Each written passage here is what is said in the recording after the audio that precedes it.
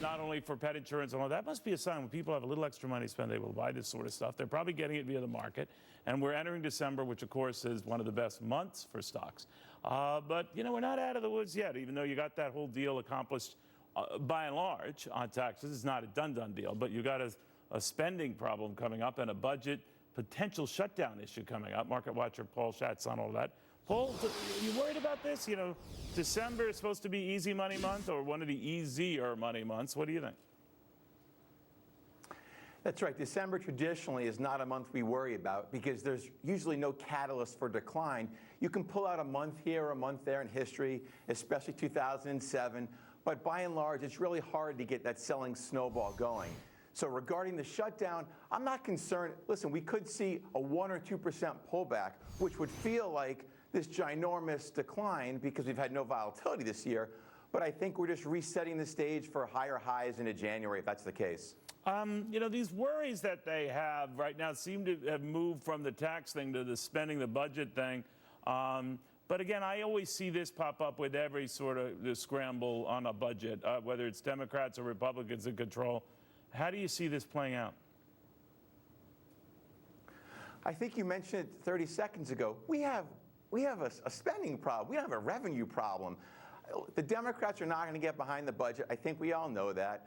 The Republicans have, I mean, we've said this for a year and a little bit. Republicans got to get their act together because between the tax reform and 700 plus regulations being rescinded and the potential for a groundbreaking infrastructure plan coming out, there's a lot of good things beneath the surface. The economy's growing at a 3 handle now. It should grow at maybe 3 1/4, a half next year. There's so much beneath the surface. You've got animal spirits unleashed, and they don't get exterminated so quickly. So there's so many good things.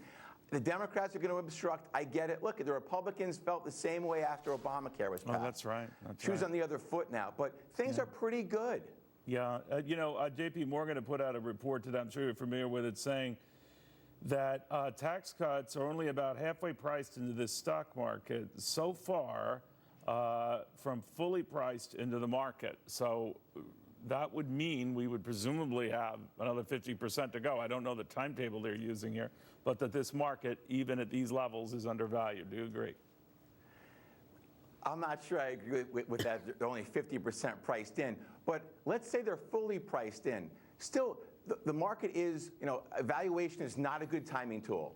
It's always way early by several years. So I think I throw that out the window. The market's not cheap. I think it's reasonably expensive, if that's a phrase. I got you. But clearly the market's got more left into the upside. It's still the most hated, disavowed bull market in history. Some people are hopping on board, but you still got so many people. I had lunch with a client earlier who's got all this cash refusing to put it in because he thinks Washington is so dysfunctional. If you separate the rhetoric from reality, things are okay. Liquidity is still there. The Fed's making a mistake, in my view, and they will eventually tip us into recession in the end of 18 or 19. But for now, we could still see mid to upper 20,000s, maybe even 30,000 before all is said and done. Yeah, what would be about a 24% climb? Not undoable. Paul, thank you very, very much. Thanks for having me.